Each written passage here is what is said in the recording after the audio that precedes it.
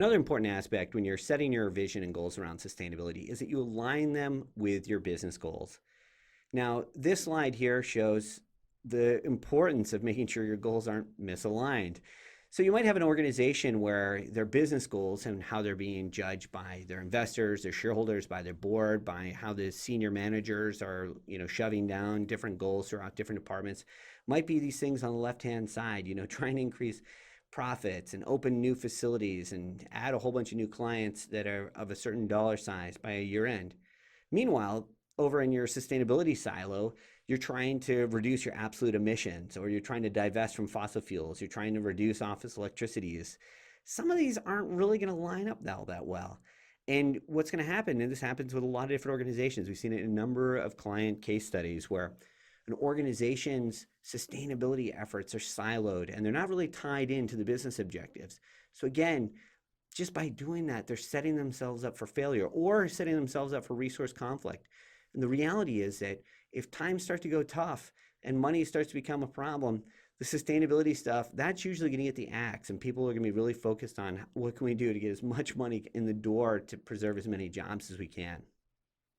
Having goals that are aligned between your business and sustainability goals so that your sustainability goals are seen as an asset, so they're seen as something that's supplemental and complementary to the company's business goals, is imperative.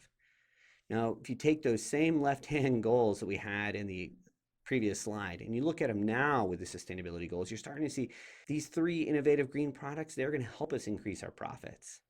By having a green team that's going to work on some employee-driven initiatives, it's going to help with employee retention. People are going to feel better about their work, and it's not going to work with every single employee, but some that really will care, you might see that increased retention.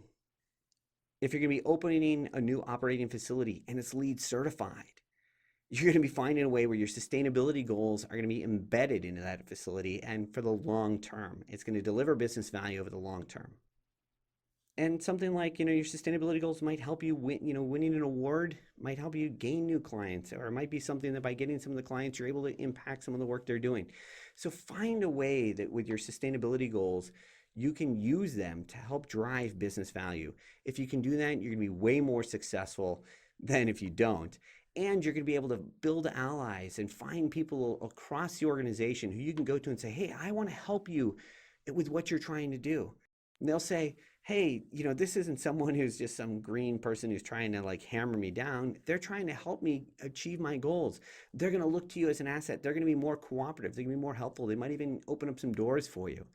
So it's imperative when you're setting your company's vision, goals, and implementation plans and strategies around sustainability that you make sure that they're aligned with the business objectives of the company at the same time.